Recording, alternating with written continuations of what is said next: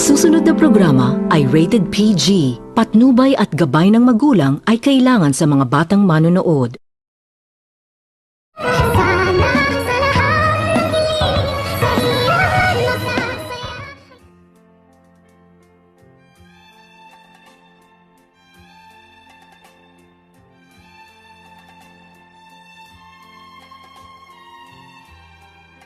Pagkatapos nitong makita ni Annalyn na gising na ang kanyang lulu ay dito labis-labis ang tuwa ni Annalyn at hindi ito makapaniwala na gising na muli ang kanyang lulu, kung kaya't agad naman din itong nagpapasalamat itong si Annalyn. At pagkatapos nitong tawagan ni Annalyn ang kanyang tita Giselle at agad nitong ibinalita na gising na ang kanyang lulu, ay agad naman din itong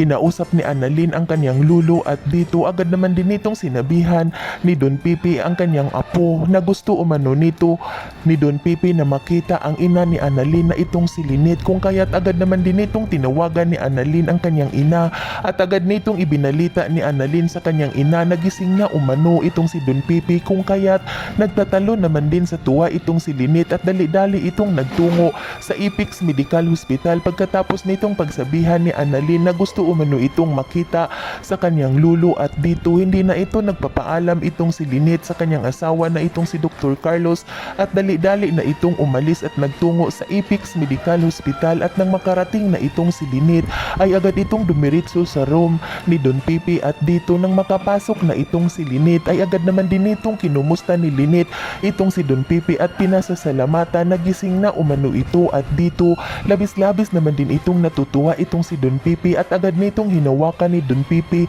itong si Lynette at gulat na gulat naman din itong si Lynette. Pagkatapos nitong hawakan ni Don Pipi ang kanyang mga kamay ay agad nitong pinasasalamatan ni Don Pipi itong si Lynette, kung kaya't agad naman din itong sinabihan ni Lynette itong si Don Pipi kung bakit umano ito nagpapasalamat sa kanya at dito agad naman din itong sinabihan ni Don Pipi itong si Lynette dahil inalagaan umano nito ni Lynette ang kanyang apo na itong si Annalyn at hindi umano ito pinapabayaan. At dito agad naman din itong sinabihan ni Lynette itong si Don Pipi na hindi umano nito pwedeng pabayaan ni Lynette ang kanyang anak na itong si Annalyn dahil mahal na mahal umano nito ni Lynette ang kanyang anak na kahit hindi umano ito inangkin RJ itong si Annalyn noon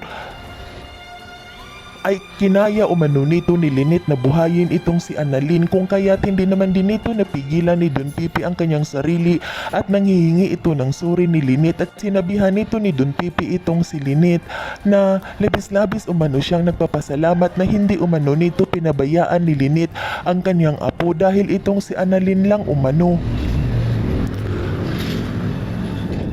Dahil si Annalyn lang umano ang kanyang totoong apo.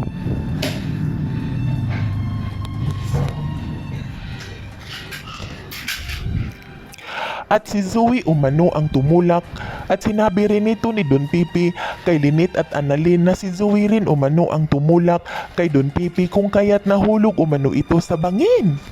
Yan ay ating aabangan sa susunod pa na pangyayari sa kaganapang ito ng abot kamay na pangarap. Huwag mong kalimutang isubscribe at i-hit ang notification bell ng aking channel.